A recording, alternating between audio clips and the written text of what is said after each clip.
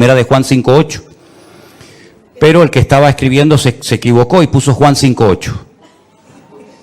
Y hay una gran diferencia, porque Juan 5:8 dice 5 maridos has tenido y el que ahora tiene no es el tuyo. Y Primera de Juan 5:8 dice el perfecto amor echa fuera el temor. Fíjate lo que hace un numerito. Claro, cuando el muchacho recibió aquí dice, ¿tú has tenido 5 maridos? ¿Qué cosa es esto? Por eso hay que tener mucho cuidado con los versículos que se digan bien, ¿verdad? Como me dijo una vez uno, dice, yo leo la Biblia. Porque le digo, pero usted tiene que leer la Biblia para conocer la voluntad de Dios, para tener una fe madura. Dice, pero si yo leo la Biblia, pastor. Digo, sí, ¿dónde lee usted la Biblia? Dígame algo de la Biblia. Dice, yo leo, y se inventó. Dice, yo leo en Jeremías. ¿Usted lee en Jeremías? ¿Qué lee usted de Jeremías? ¿Qué es Jeremías? A ver, y me dice, bueno, ya el apellido no me lo sé, me dice. Fíjate tú. Tremendo. ¿Ya pasaron los niños a las clases? ¿Sí? Ok, muy bien. ¿Hay alguien más que esté de visita por primera vez en esta tarde entre nosotros? ¿O ya todos han estado con anterioridad en la iglesia? Todos han estado aquí. Muy bien. Vamos a orar un momentito y darle gracias al Señor. Este es el momento que los hermanos en diferentes lugares ya se están conectando, ¿verdad? Dejando el tiempo de alabanza en sus lugares para seguir la predicación en vivo y en directo y disfrutar en esta tarde de la palabra que el Señor tenga para nosotros en el día de hoy. Alabado sea tu nombre, Señor.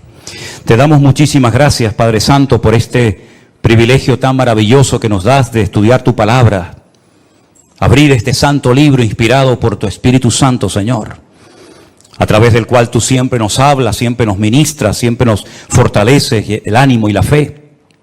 Y pedimos que en esta tarde, Señor, siga siendo así, Señor. Que lo que hablemos, que lo que tú hayas puesto en nuestro corazón, sea de bendición para todos los que van a escuchar este mensaje. En el bendito nombre de nuestro Señor Jesucristo pedimos todo. Amén y amén. Yo estaba leyendo anoche a altas horas de la madrugada, porque no tenía sueño, en el libro de los Hechos, uno de los relatos donde se cuenta la conversión del apóstol Pablo, más conocido como Saulo de Tarso. Este hombre causó mucho daño a la iglesia, porque él creía que su deber era perseguir a los cristianos e impedir el avance y el crecimiento de estos grupos, de este mensaje diferente que esta gente estaba predicando. Él dice cuando se convirtió que él consideraba que este era su deber, que Dios lo había, por así decirlo, como elegido para que él impidiera que los cristianos se expandieran y para que esta secta, como se les llamaba en aquel tiempo, fuera conocida en todas partes del mundo. Dice que envuelto en este proyecto de obstaculizar, de impedir el avance y el crecimiento de este grupo, de este movimiento nuevo, él se acerca a las autoridades religiosas de su época y les pide autorización para poder viajar a otras naciones y traer a Jerusalén a personas que formaban parte de este grupo y forzarlos a renegar de su fe en Cristo.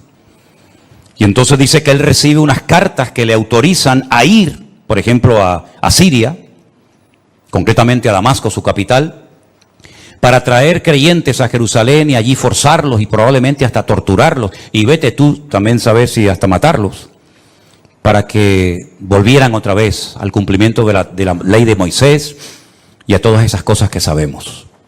Y el capítulo 9 nos cuenta parte de su testimonio y dice la palabra de Dios que mientras él iba camino hacia Damasco, él cayó a tierra.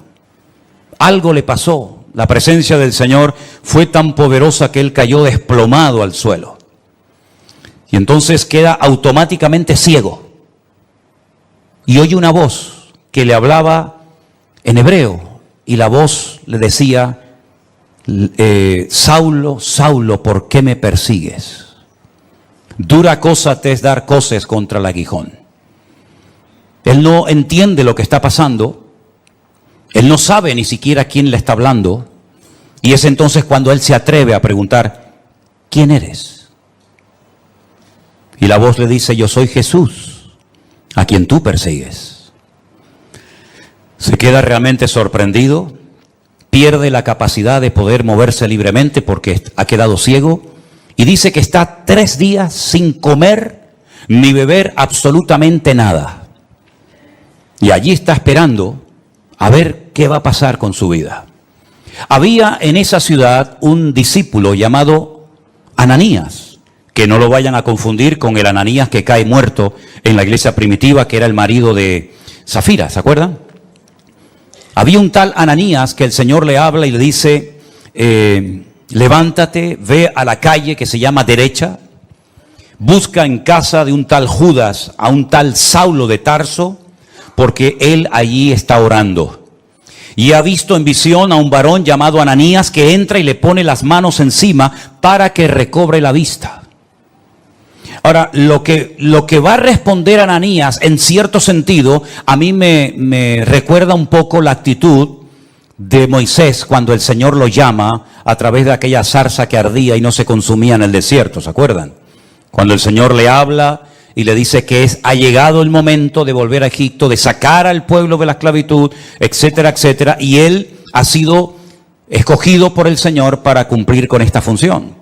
Y él pone todo tipo de excusas y bueno, Señor, no me van a creer, yo soy un hombre que no tengo facilidad de palabra, etcétera, etcétera. Y el Señor, pues después de una serie de pruebas, lo logra convencer y finalmente él va. Bueno, pues fíjense cómo responde a esa orden Ananías al Señor y le dice, Señor, he oído de muchos acerca de este hombre, cuántos males ha hecho a tus santos en Jerusalén.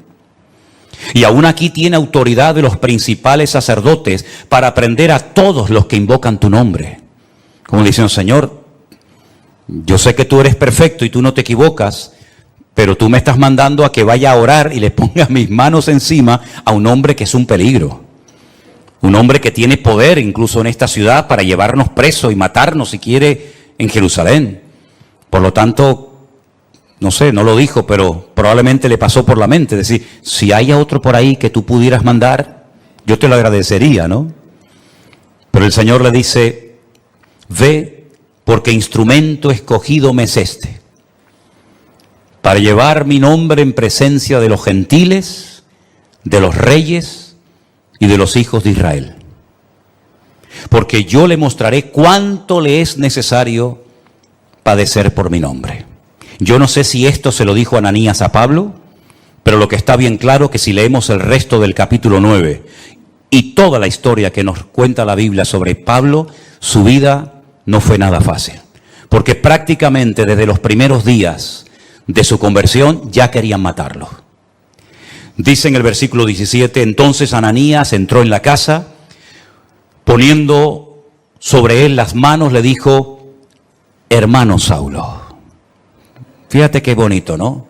Ya no es ese perseguidor, ya no es ese hombre peligroso, sino ahora es mi hermano Saulo. El Señor Jesús que se te apareció en el camino por donde venías, me ha enviado para que recibas la vista y seas lleno del Espíritu Santo. Al momento le cayeron de los ojos como escamas y recibió al instante la vista y levantándose fue bautizado. Y habiendo tomado alimento recobró fuerzas y estuvo Saulo por algunos días con los discípulos que estaban en Damasco. A los pocos días ya de recuperarse y de encontrarse bien y recobrar la vista, ya inmediatamente se puso a predicar el Evangelio de Jesucristo. Y ya desde aquellos primeros momentos ya los judíos habían decidido quitarle la vida. La Biblia dice que los discípulos lo tuvieron que descolgar por el muro una noche porque querían matarlo. Ahora bien, en el versículo 26 dice la siguiente historia referente a Pablo. Cuando llegó a Jerusalén, trataba de juntarse con los discípulos, pero todos le tenían miedo, no creyendo que fuese discípulo. ¿Qué te parece? Entonces Bernabé, tomándolo, lo trajo a los apóstoles y les contó cómo Saulo había visto en el camino al Señor, el cual le había hablado, y cómo en Damasco había hablado valerosamente en el nombre de Jesús. Y estaba con ellos en Jerusalén y entraba y salía. Y hablaba denodadamente en el nombre del Señor y disputaba con los griegos, pero estos procuraban matarlo. No solamente los judíos, sino también los griegos lo quieren matar. Y no han pasado años de su conversión, sino que ya digo, desde casi al momento de convertirse, ya todos querían quitar de en medio a este hombre. Cuando supieron esto, los hermanos le llevaron hasta Cesarea la Marítima, que está en la costa, donde años más tarde, ¿se acuerdan? Un tal Cornelio llamaría a Pedro para que le predicara la palabra, y entonces de ahí lo enviaron a su ciudad, a Tarso. Y ahora viene algo muy interesante.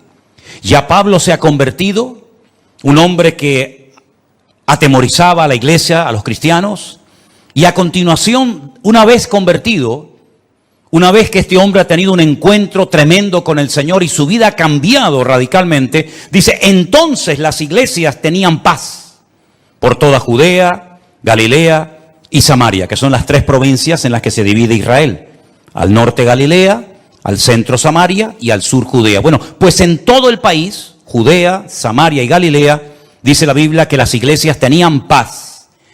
Y dice además que eran edificadas, andando en el temor del Señor, y se acrecentaban fortalecidas por el Espíritu Santo. Si guarda relación la paz de las iglesias con la conversión de Pablo, ustedes pueden opinar lo que quieran, pero yo sinceramente creo que se notó que Pablo se había convertido.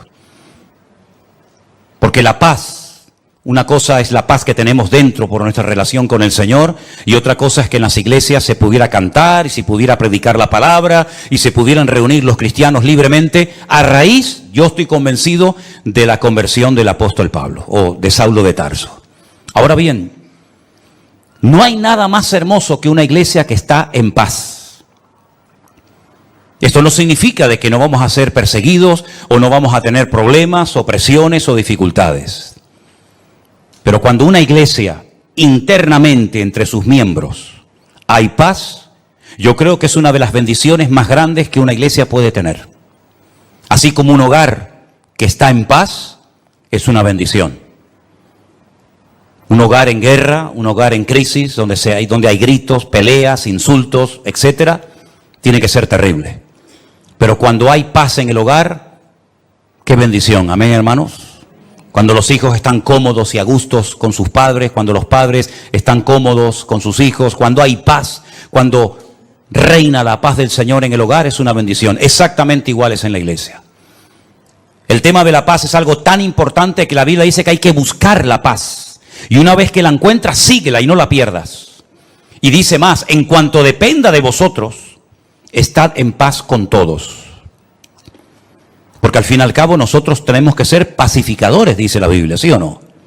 Una de las bienaventuranzas del Sermón del Monte dice, bienaventurados los pacificadores, porque ellos serán llamados hijos de Dios. Si usted es una hija de Dios, usted no puede estar en guerra con ninguna hermana de la iglesia.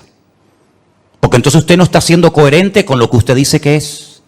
Si usted es cristiano, si usted es un hijo de Dios, usted tiene que estar en paz, no solamente consigo mismo, no solamente con el Señor, sino en paz con todos los hermanos. Y no evitar el cruzarte con ese hermano o hermana, no tener que ir por un pasillo para evitar que él venga por el otro, daros la paz, saludarse, hablarse, mirarse a los ojos y no tener que decir, bueno, voy a llegar un poquito más tarde para no encontrarme con fulanito de tal en la puerta. Y voy a salir un poquito más antes, ¿verdad? Un poquito antes, para no tener que despedirme de este y de aquel. Si usted está viviendo así, usted está en desorden, hermano. Porque esa no es la voluntad de Dios. Digo, hermano, incluyendo al género femenino. Todavía nosotros creemos en eso. Yo sé que por allá afuera, ¿verdad? Pero aquí cuando decimos, hermanos, vivamos en paz, me refiero a todos, absolutamente, hombres y mujeres. Y tenemos que hacer todo lo posible para mantener la paz, el vínculo de la paz. La paz no la producimos nosotros, la paz es parte del fruto del Espíritu Santo que mora en nosotros. La paz la produce el Señor, pero la guardamos y la conservamos nosotros. Nosotros no podemos producir piñas, no podemos producir melocotones, pero sí podemos conservarlos en latas, incluso a veces durante meses o tal vez durante años. Exactamente es igual. Usted tiene que estar en paz consigo mismo. Usted tiene que estar en paz con el Señor y usted tiene que estar en paz con todos los hermanos de su congregación y de todas partes. ¿Cuántos dicen amén? Y si usted opina lo contrario o está viviendo de una forma contraria, usted y yo con la autoridad que Dios me ha dado, le digo, usted está totalmente en desorden y fuera de la voluntad de Dios. Usted no puede, bajo ningún concepto, tener algo contra un hermano, venir a la iglesia, cantar, escuchar la palabra, levantar sus manos, etcétera, etcétera, Cuando usted sabe perfectamente que hay algo que usted tiene que arreglar hace mucho tiempo con ese hermano, con aquella hermana, con esta familia o con la otra familia, y usted ha ido dilatando y extendiendo el tiempo, haciéndose el sueco, como decimos por estas partes del mundo, y no dándole importancia. Sí tiene mucha importancia. Hasta el punto que el Señor Jesucristo dijo, si cuando vas a ofrecer tu ofrenda al altar, te acuerdas de que hay algo que tiene que ser arreglado, deja tu ofrenda en el altar, ve, reconcíliate primero y luego ven y presenta tu ofrenda. Pero lo primero es tu relación horizontal con los hermanos. Y después vienes, yo no me voy a ir ni me voy a cansar de esperarte, pero si tú no amas a tu hermano al cual ves, no digas que amas a Dios al cual no ves, porque la Biblia llama a tales personas mentirosas. ¿Cuántos dicen amén? Tenemos que ser pacificadores, tenemos que buscar la paz y mantenerla, tenemos que hacer todo lo posible por vivir en paz. Y si alguien no quiere perdonarte, si alguien no quiere arreglar el tema, bueno, pero por lo menos que usted cuando ponga su cabeza en la almohada duerma con su conciencia tranquila y sepa que usted ha hecho todo lo posible por arreglar el asunto, por arreglar el problema, y si no ha sido posible, por lo menos que usted diga, yo hice mi parte y ahora le dejo el tema en las manos del Señor. Pero no le quite importancia a este tema, porque no hay nada más hermoso y nada más poderoso que una iglesia en paz. Repito, no solamente con el Señor, sino también entre los hermanos. ¿Cuántos dicen amén? Cuando nosotros tenemos conocimiento de Dios y de su palabra, ese conocimiento nos compromete. El conocimiento no es para presumir, mire cuánto sé. Le voy a decir cuántos versículos de la Biblia sé o cuántos capítulos conozco. No, el conocimiento no es para eso. El conocimiento nos capacita para poner en práctica lo que hemos leído, lo que sabemos, y para poder vivir una vida cristiana práctica y no desde el balcón de la teoría, sino vivir como el Señor quiere que vivamos. Y por eso, como las iglesias tenían paz, dice que por eso las iglesias eran edificadas. ¿Cómo se edifica una iglesia? Bueno, lo primero que tiene que tener claro una iglesia, que lo que le va a dar sustento y fundamento a una congregación, a un ministerio y a una vida, es la roca que es la palabra de Dios. ¿Cuántos dicen amén? Todos conocemos la historia de aquellos dos que querían construir una casa. ¿Se acuerdan? Uno sobre la arena, deprisa, rápido, no tenía tiempo para esperar. El otro que cavó, ahondó, llegó a la roca, edificó su casa. Cuando vinieron los problemas, las turbulencias, los vientos, los huracanes, la lluvia, etcétera, una cayó y fue grande su ruina. La otra permaneció. ¿Por qué? Porque tenía fundamento. Una iglesia para permanecer en el tiempo. Un creyente para mantenerse firme contra los achaques del enemigo, las pruebas, las tribulaciones, las presiones, las críticas, todo lo que usted quiera mencionar. La única forma es que tú tengas una base, no unos deseos, no unos anhelos, no. Un fundamento lo suficientemente sólido, porque la iglesia tiene que tener personalidad y criterio propio. Yo lo dije hace poco, la iglesia, el cristianismo, está siendo atacado, nos están buscando las cosquillas por todas partes. Si no es por los niños en la escuela, es por la universidad, si no es por las leyes del gobierno, nos están tratando de provocar y pinchar y burlarse y reírse, hasta de una forma legal, ¿verdad? Pero sin embargo, una iglesia que crece, es una iglesia que sabe lo que tiene que creer, lo que tiene que practicar y lo que tiene que rechazar contundentemente, aunque no sea popular su postura. Y es que, dicho sea de paso, el cristianismo nunca ha sido popular. Si usted lo que quiere es ahora que está convertido, caerle bien a tu gente, algunos sí, pero te aseguro que a muchos no le hará ninguna gracia, ni les va a traer lo más mínimo saber que tú ahora dices que vas en serio con el Señor. No le va a hacer ninguna gracia. ¿Vas a aguantar la presión? ¿Vas a aguantar la burla? ¿O vas a pasar desapercibido? ¿O vas a marcar una diferencia como tantos y tantos hombres y mujeres de la Biblia a lo largo de la historia marcaron una diferencia porque no se dejaron arrastrar, no se dejaron corromper por la corriente de este mundo? Las iglesias eran edificadas porque sabían que Cristo le da estabilidad a la vida de una iglesia y a la vida de un creyente. Nosotros tenemos que ser muy valientes hoy en día, y perdonen que les diga, para encontrar a muchos cristianos valientes. Y valiente no es venir a la iglesia, eso no tiene ningún acto de valentía, por lo menos en Europa. A lo mejor habría que tener mucho valor para ir a una iglesia en otros países donde hay persecución, pero para entrar por estas puertas, ¿qué valentía tienes que tener? Ninguna. Para leer la Biblia no hace falta ser valientes, por lo menos hoy por hoy, hoy en día en Europa o en países que nos están viendo ahora mismo. Pero yo cuando hablo de valentía, hablo de tomar decisiones, de estar dispuesto a jugármela por el Señor. Hemos dicho durante años cosas que yo después compruebo a la luz de la realidad, que son simplemente teorías y opiniones. Lo primero en mi vida es el Señor. ¿Seguro que lo primero en tu vida es el Señor? ¿Tú estás seguro de eso? ¿Tú estás plenamente convencido que el justo por la fe vivirá? Entonces, ¿por qué no vives por fe? Si eso es verdad y tú lo crees, ¿por qué te agarras tanto a lo que tienes y no a lo que eres en el Señor? Porque hay incluso personas que no tienen tantas responsabilidades en la vida que atender y que les cuesta tanto dar pasos de fe, pero sin embargo después predican y hablan de la fe, pero a la hora de la verdad no dan los pasos correspondientes. Las iglesias del Nuevo Testamento eran iglesias valientes, no solamente porque se jugaban la vida, muchos de ellos, sino porque el cristianismo llegará un momento en el que vas a ser confrontado con tu fe. Y en ese momento tú tendrás que demostrar si verdaderamente tú estás bien parado en Cristo o no.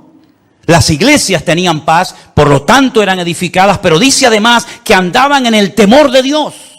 Bueno, ya todos sabemos a estas alturas, creo yo, la diferencia entre miedo y el temor a Dios. Nosotros no tenemos miedo a nadie, ni a nada, pero sí tenemos que tener temor, es decir, respeto a Dios. Tal vez uno de los versículos más conocidos que menciona este tema es el de Proverbios, cuando dice que el principio de la sabiduría es el temor de Dios. Pero es que a mí me gusta otro que también habla del temor de Dios, que también está en Proverbios, que dice que el principio de la sabiduría es aborrecer el mal. Y dice la Biblia que las iglesias de Judea, de Galilea y de Samaria andaban en el temor de Dios. Es decir, eran iglesias que andaban en orden. Eran iglesias que andaban alineadas con Dios y con su palabra. Eran iglesias que no vivían en la carne. Eran iglesias que andaban en santidad, comprometidos, sabiendo que ellos eran, como dijo el Señor, la sal de la tierra y la luz del mundo. No siempre fue así. Después hubieron tremendas persecuciones, muchos hermanos perdieron la vida, unos fueron quemados, torturados, crucificados, etcétera, etcétera. Pero por lo menos durante un tiempo, el libro de los Hechos destaca que hubo un tiempo que había paz en las iglesias. Las iglesias eran edificadas en la palabra, en el amor unos con otros, porque andaban en el temor de Dios. Y parece como que una cosa nos lleva a otra. Cuando hay paz, nos podemos edificar mutuamente unos a los otros. Y cuando nos edificamos es porque entendemos que el temor de Dios implica compromiso el uno con el otro. El venir a la iglesia no es, hola, buenas tardes, Dios te bendiga. No es venir de excursión a la iglesia. Yo noto que hay algunos que vienen de excursión a la iglesia. Y noto que hay algunos que vienen obligados a la iglesia. Y eso funciona un tiempo. Pero llegará un momento que no te va a funcionar ese sistema. Llegará un momento que el niño o la niña te dirán, no voy a la iglesia. Y ya no sirve. Te quito el teléfono, no sales con tus amigas, no te va a funcionar ese sistema. Porque perdiste la guerra hace muchos años y la quieres ganar ahora. Y yo dije hace unas cuantas semanas atrás que hay batallas que las tienes que ganar hace años. Tuviste que haberlas ganado hace años. Como David aprendió a ganar muchas batallas en su vida privada, para después, cuando llegó el momento de su vida pública, derrotar a aquella mole de hombre llamado el gigante Goliat. Pero no era la primera vez que se enfrentaba a un obstáculo tremendo. Ya él después contó lo que hacía en su vida privada, que por cierto nadie lo sabía, pero él y Dios sí lo sabían. Por lo tanto, hay batallas que si tú has ido perdiendo en tu intimidad, después no vengas aquí dándotelas de valiente, de que ahora todo se va a solucionar porque has perdido la guerra hace muchos años. Por eso cada día, dice Pablo, empezamos de cero. Y corro para ver si logro asir aquello para lo cual un día el Señor me agarró a mí. Porque todavía queda mucho camino por recorrer y mucho terreno por conquistar para el Señor. A veces decimos, he escuchado a hombres que dicen, la Biblia dice que la mujer tiene que someterse al hombre. Ya perdiste la guerra. Si vas así, ya perdiste la guerra, no hoy, hace años la perdiste. La Biblia dice, los hijos tienen que honrar a sus padres. Y si subes el volumen para darle como más fuerza a tu argumento, hace años que perdiste la guerra. Ya ni usando el versículo te funciona. Porque no es por presión, es por convicción. ¿Tú te has asegurado de que tus hijos han nacido de nuevo? Porque si no han nacido de nuevo, ¿cómo lo vas a obligar a venir a un sitio donde Cristo y su palabra es la prioridad? Si tú has perdido la guerra en tu familia y en tu vida privada, en tu vida pública, tarde o temprano, saldrá a la luz tus derrotas personales. Por eso, queridos hermanos, si no somos capaces de andar en el temor de Dios, ¿qué es el temor a Dios? Pongamos ejemplos prácticos. El temor a Dios es tener respeto a las cosas de Dios. El saber que aunque nadie me está mirando, aunque nadie me está observando, eso que estoy haciendo en ese momento, eso que estoy mirando en ese momento, no es la voluntad de Dios. Y no necesito a alguien que me fiscalice, no necesito a alguien que me haga sombra o me ponga encima su mirada para decir, ay, perdón. Porque yo sé que los ojos del Señor me están observando 24 horas al día. Y el temor de Dios funciona debería de funcionar cuando estoy acompañado y cuando estoy solo. Y ese era uno de los secretos del crecimiento numérico y cualitativo de la iglesia en aquellos tiempos.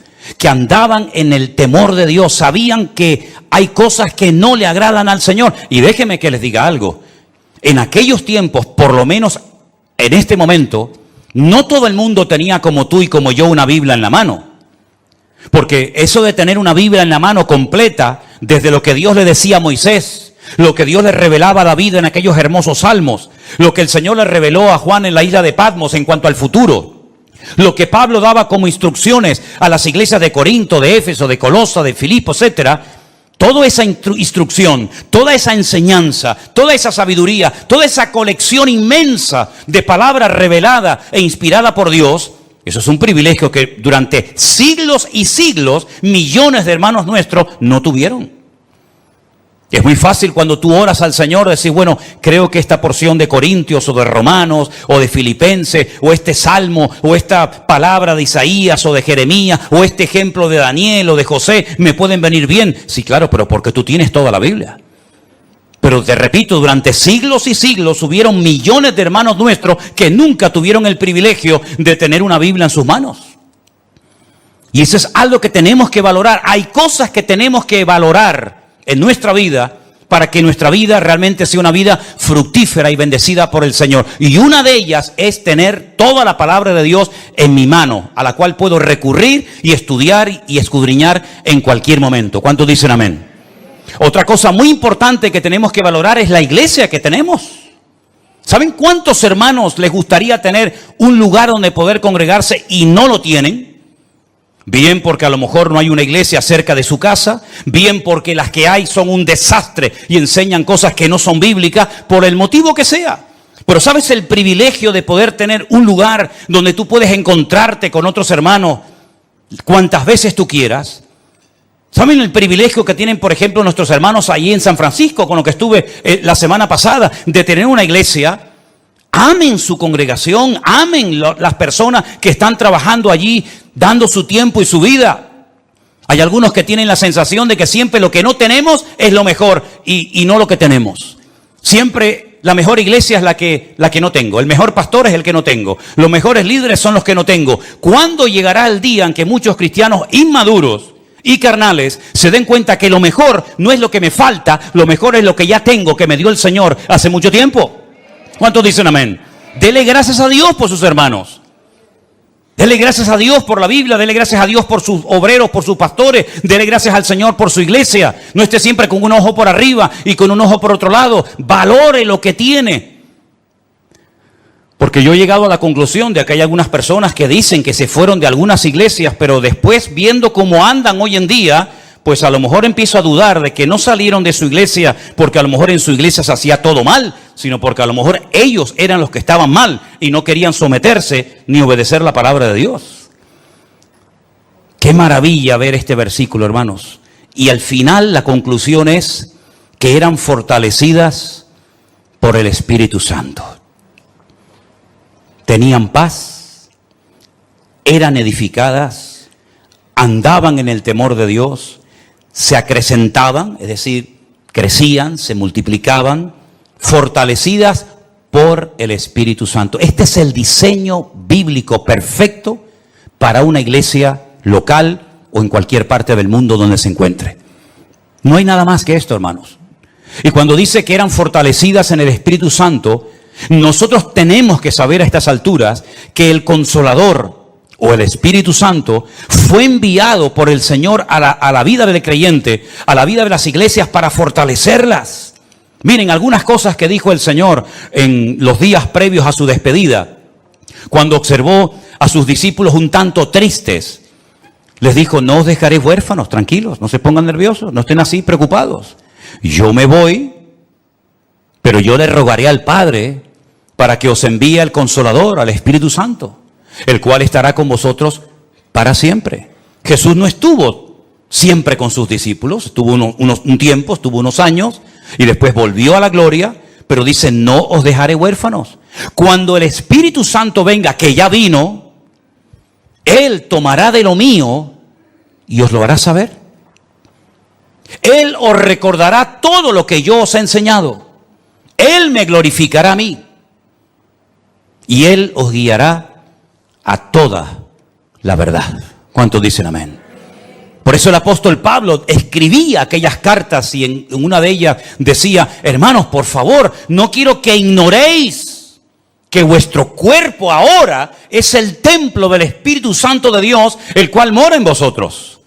Mira, ni Moisés, ni Jeremías, ni Isaías, ni David, ni ningún personaje del Antiguo Testamento podía decir: en mi cuerpo mora 24 horas al día el Espíritu Santo de Dios. Ninguno de ellos lo pudo decir, porque no era el momento.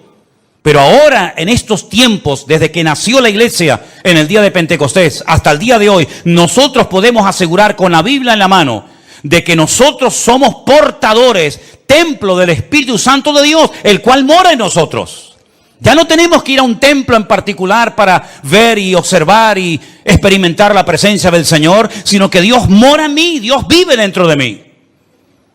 Y si el Espíritu de Dios mora en nosotros, Él dará testimonio a nuestro espíritu de que estamos o no en la verdad.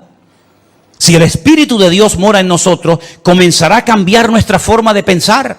Porque dice que los que son de la carne piensan en las cosas de la carne. Faltaría más. ¿En qué van a pensar? Pero dice: pero los que son del Espíritu piensan en las cosas del Espíritu. Te cambia la forma de hablar, te cambia la forma de pensar, te cambia la forma de vivir. Y por eso tenemos un capítulo entero que sería buenísimo que se lo aprendieran de memoria. No digo léanlo, no, eso ya era hace años. Eso ya era hace años. Pastor nos dijo que no, ahora te digo que lo aprendas de memoria. Tenemos que ir avanzando, ¿no? Si no, siempre estamos igual, como los niños pequeñitos. Léanse el capítulo 8. ¿Cuántos leyeron el capítulo 8 de Romanos? Eso ya pasó a la historia.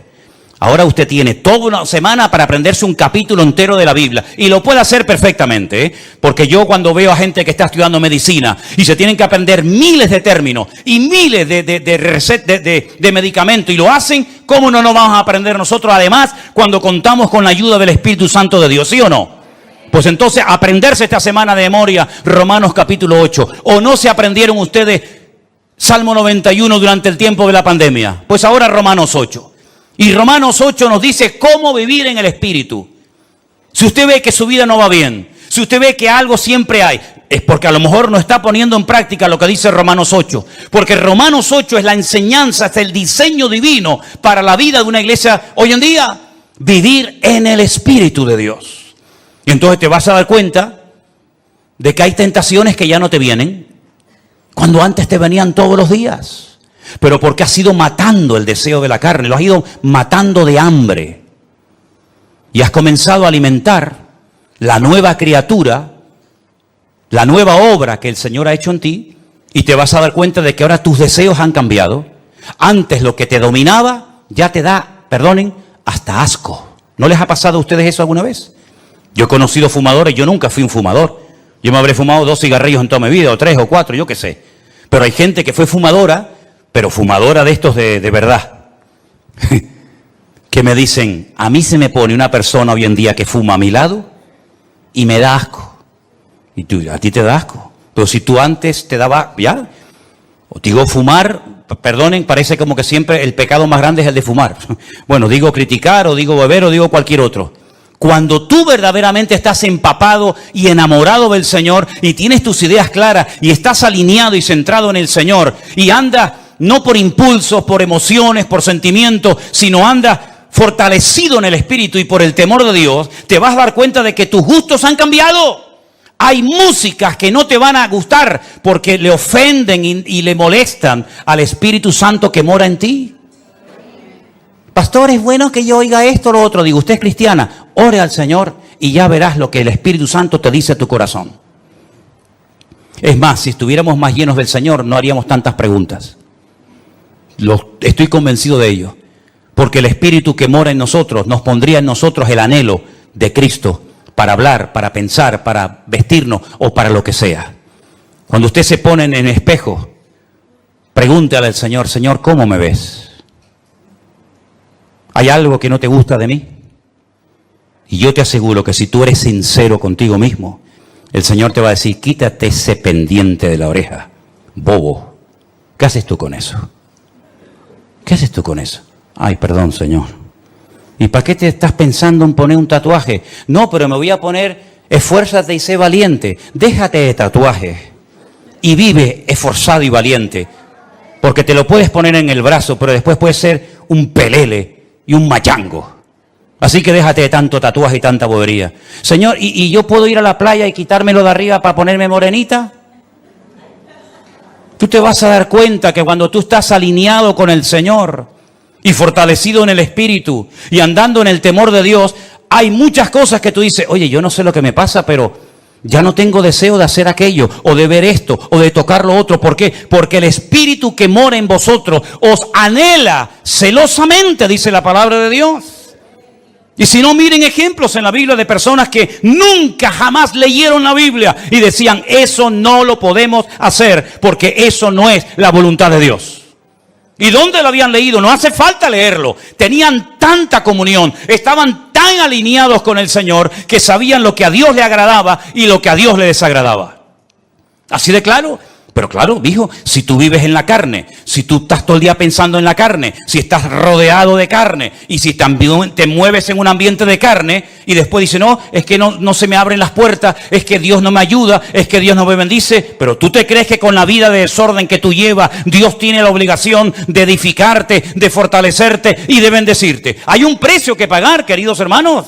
Esto no es apretar un botón y decir, bueno, yo toco el botón y ya de arriba abajo el Señor me llena, me bendice y me transforma. No es así. Primeramente piensa, ¿cómo me llevo yo con mis hermanos en la iglesia? ¿Hay paz unos con otros? Porque si no hay paz, esto no es para ti, ¿eh? Esto no es para ti. Tendrás que pasar hoy, aceptar al Señor, pedir perdón y arrepentirte. Pero si tú estás en paz, entonces, ¿qué vas a querer? Edificar a los hermanos. Y si habéis prestado atención a la lectura esta tarde que dice, ¿cómo se edifica la iglesia? Por la actividad propia, mutua, de cada miembro. ¿Lo habéis leído, no? ¿Sí o no? El cuerpo va creciendo según la actividad propia de cada miembro para ir edificándose en amor. Así se edifica una iglesia. Con la actividad de cada uno de nosotros, aportando cada uno su granito de arena, aportando cada uno su don, su talento, su habilidad, su conocimiento, etcétera, etcétera, y cada uno aportando lo que tiene que aportar, lo que Dios te ha dado, ese cuerpo va creciendo y se va edificando hasta llegar a la estatura de la plenitud de Cristo, a un varón perfecto. Eso es lo que dice la palabra de Dios. Si lo hacemos, el crecimiento viene solo. Esta gente no tenían que salir por las calles haciendo campañas evangelísticas. Es que yo no veo en la Biblia campañas evangelísticas, sino que dice que el Señor añadía cada día a la iglesia los que habían de ser salvos. No estoy diciendo que no haya que salir a predicar el evangelio, no estoy diciendo eso. Lo que estoy diciendo es que el Señor mandaba a la congregación y era la iglesia un imán que atraía a la gente, porque el estilo de vida de los creyentes era diferente, y lo que hoy en día la gente está buscando es gente que sea honesta, que sea sincera, que vivan lo que predican y no que digan una cosa y que luego hagan otra. Por eso, mis queridos hermanos, el Espíritu Santo se movía en aquellas congregaciones con una libertad tremenda. ¿Por qué? Porque donde hay santidad, donde hay orden, ahí se mueve el Espíritu de Dios. Cuando la iglesia no es esto, cuando la iglesia no funciona según este diseño bíblico, la iglesia se convierte en lo que tú quieras. En un club de amigos, en una ONG, en un lugar de altruismo, en un lugar donde se reparte tal vez comida, pero la iglesia perdió la función de ser el agente de Dios en este mundo. Y el Señor nos da la oportunidad y el privilegio de reunirnos pues 1 o 2 veces a la semana o cuando sea en este lugar o en cualquier otro. Pero durante la semana la luz se esparce. Ahora la luz está concentrada en un lugar.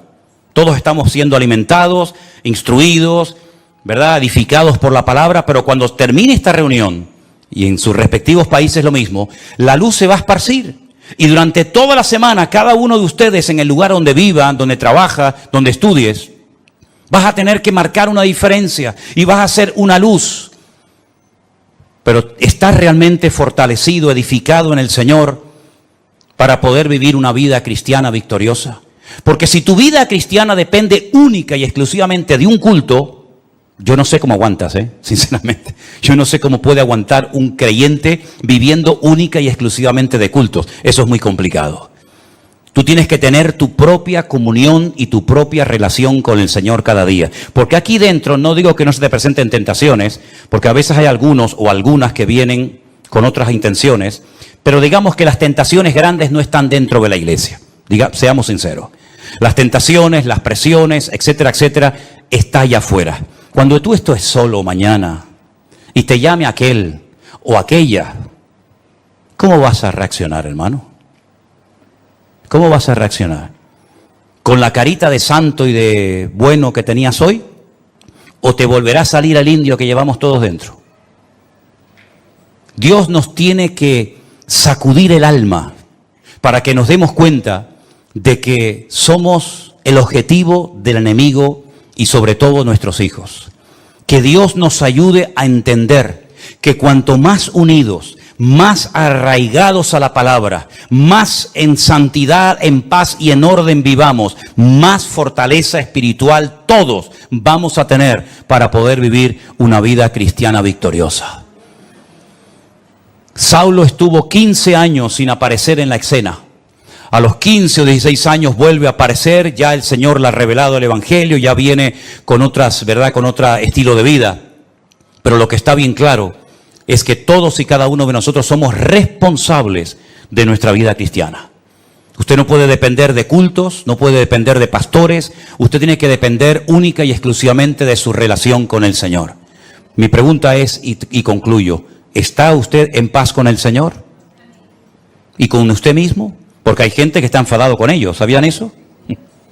Hay gente que no se soporta, no se aman. ¿Y cómo va usted a amar al prójimo si al prójimo hay que amarlo como a ti mismo? Hay gente que está enfadada con ellos mismos. No le gusta su cuerpo, no le gusta su gordura, no le gusta su delgadez, no le gusta su altura, no le gusta no sé qué. Están enfadados, están con problemas personales terribles.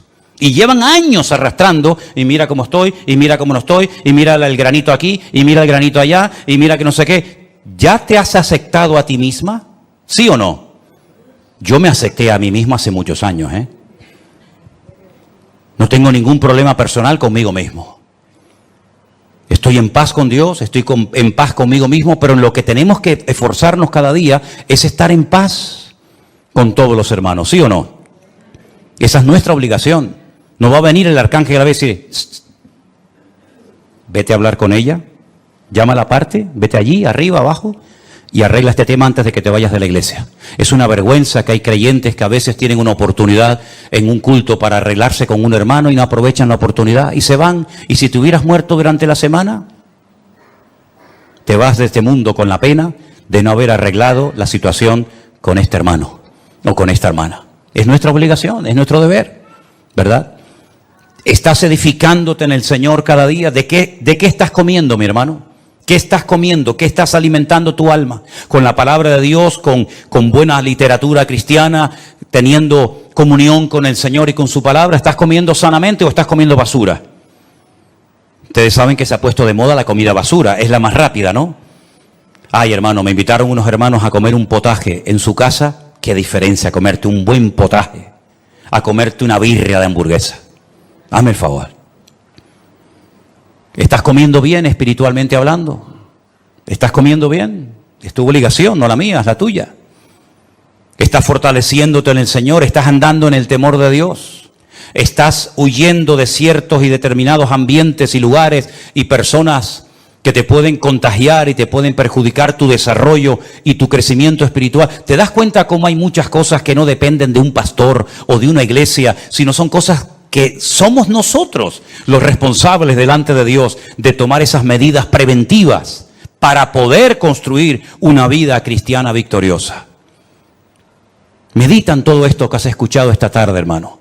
Porque hay gente que a lo mejor no tienen paz en su corazón porque no están haciendo esto que hemos leído esta tarde. No se están edificando en el Señor, no tienen comunión con el Señor y por lo tanto no tienen paz. Pero la paz es posible, dice la Biblia. Tú guardarás en completa paz. ¿A quién? Aquel cuyo pensamiento en ti persevera. Cierra tus ojos en esta tarde y dile al Señor: Señor, escúchame bien lo que te voy a decir. Así como las iglesias de Galilea, de Judea, de Samaria tenían paz, yo quiero tener paz. Así como aquellas congregaciones de antaño eran edificadas en la fe y en la palabra, yo también lo quiero ser hoy en día, Señor. Yo quiero ser fortalecido en el Espíritu Santo de Dios cada día. Yo quiero amarte y quiero temerte, porque eso es lo que significa tener temor de Dios, respetar a Dios, tener respeto a Dios y no ser un descarado, un irreverente, un desobediente, sino ser una persona que tiene respeto de Dios, que no le echa siempre la culpa a alguien de tus problemas, porque esa es una actitud tremendamente infantil. Ay, si yo hubiera tenido un buen padre. Ya. ¿Y cuántos han tenido un buen padre y han salido totalmente descarriados? Así que no le eches la culpa al padre que no tuviste o a la madre que no tuviste o que tienes. No le eches la culpa al pastor, al diablo, al mundo, a la iglesia, a los jóvenes. No, ya está bien. Así actúan los niños pequeñitos. Siempre la culpa la tienen los demás. Pero es tiempo, mis queridos hermanos, de mirarnos, de examinarnos a nosotros mismos, de probarnos a nosotros mismos y de reconocer que yo soy el único responsable de mi vida espiritual, de mi crecimiento y desarrollo. Valore lo que Dios le ha dado, mi hermano. No esté saltando de flor en flor, saltando de un lugar a otro. Parece que siempre lo que hacen los demás es mejor que lo que usted tiene o Dios le ha dado. Y si el lugar en el que usted está dice que no tiene lo que tienen otros, pues ya sabe lo que tiene que hacer: aportar, colaborar, integrarse. Y de esa manera usted podrá aportar lo que dice que no tenemos. Madurez, valentía, crecimiento y desarrollo espiritual es lo que necesita urgente la iglesia del Señor hoy en día. Ya basta de ese cristianismo superficial, con una falta de compromiso total y absoluta. Hermanos, nosotros, dice la Biblia, estamos completos en Cristo Jesús. Usted está completo en Cristo Jesús. Solamente tienes que echar mano de lo que Dios te ha dado hace mucho tiempo. El mismo Espíritu de Dios que moraba en Cristo Jesús, nuestro Señor, es el mismo Espíritu que mora ahora en ti. Ni más ni menos. Por eso dice la Biblia que el Espíritu que levantó a Cristo de los muertos vivificará vuestros cuerpos mortales por su Espíritu que mora en vosotros. Escuche bien esto: el mismo Espíritu que ungió a Jesús, el mismo Espíritu que guió al Maestro, el mismo Espíritu que Él dijo: el Espíritu de Dios está sobre mí y me ha ungido para dar vista a los ciegos, para dar libertad a los cautivos, para pregonar el año agradable del Señor. Ese mismo Espíritu ahora mora dentro de usted. El mismo, la misma unción, la misma autoridad, el mismo poder. Use, eche mano Como decía Pablo a Timoteo, echa mano de la vida eterna. Usa lo que Dios te ha dado. Aviva el fuego del don de Dios que está en ti. No lo apagues. Cumple con tu llamado. Cumple con tu ministerio. Esfuérzate. Pelea la buena batalla. Acaba la carrera. Guarda la fe. Es nuestro deber. Son deberes personales, intransferibles. Nadie puede ocupar mi lugar de oración ante mi Dios. Alguien puede orar por ti, pero si tú no oraste ese día, te lo perdiste. Nadie puede ocupar esa banca, esa silla donde tú estás sentado más que tú. Porque un día Cristo se apareció en un culto y faltaba uno, y fue el mejor culto de todos, porque se apareció nada más y nada menos que el resucitado, victorioso y glorioso, el Rey de Reyes y Señor de los Señores, y Tomás no estaba. Nadie puede leer la Biblia por ti. Nadie puede evangelizar por ti. Otros podrán hacer algo parecido a ti.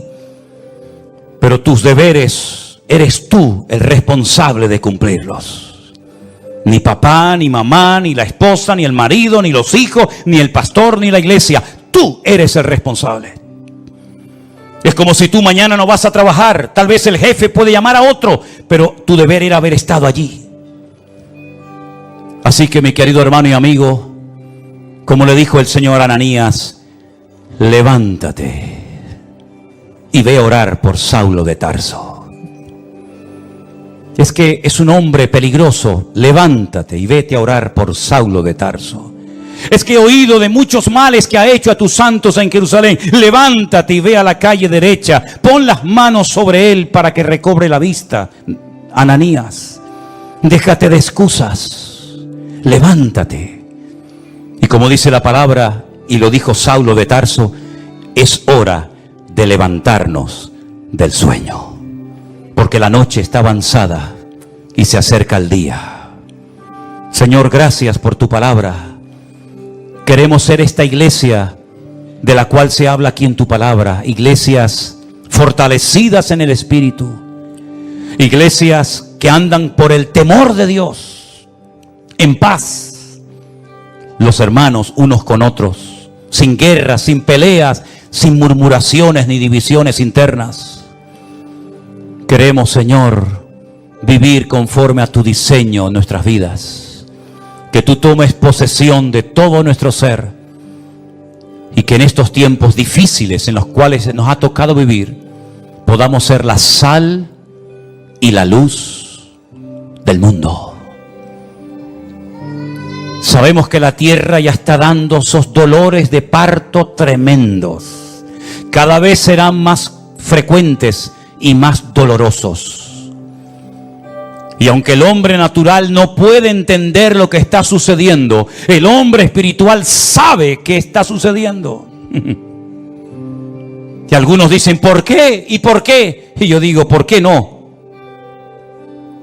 No es por qué. Sabemos para qué el Señor está permitiendo todas esas cosas en países donde se prohíbe su palabra, en países donde persiguen a los cristianos, en países donde se dice en un libro sagrado que tienen que Cristo no es el Hijo de Dios y que no murió en una cruz y que no resucitó, ¿no? Pues muy bien, no quieren andar a las buenas, serán sacudidos como la higuera, hasta que caigan de rodillas y reconozcan que el único que puede traer paz es aquel que murió y resucitó al tercer día y está próximo a venir otra vez a este mundo. Recibe la gloria, mi Señor. Aleluya. Sigue obrando, aunque el mundo se burle y se queje, sigue sacudiendo a las naciones de la tierra, para que crean que tú eres el camino, la verdad y la vida. Aleluya. En el nombre de Jesús. Amén. Nos ponemos de pie, amados. Aleluya, Jesús. Te adoramos. Levanta tu mano al cielo y adora al Señor, Jesús. Adoren al Señor, hermanos queridos. Él está aquí con nosotros ahora mismo. Aleluya. Santo tu nombre. Aleluya. Te adoramos, Señor. Digno eres. Digno eres, Señor. Sigue obrando, Jesús. Sigue obrando, Señor. Siga hablando, Señor, siga hablando. Oh, Jesús, gracias. Oh, gracias, Señor. Gracias, Señor. Te adoramos. Oh, gracias. Gracias, Señor Jesús. Aleluya. Y más de ti. Sí, Señor. Gracias, Jesús. Te adoramos, te adoramos. Oramos, Señor Jesús. Aleluya.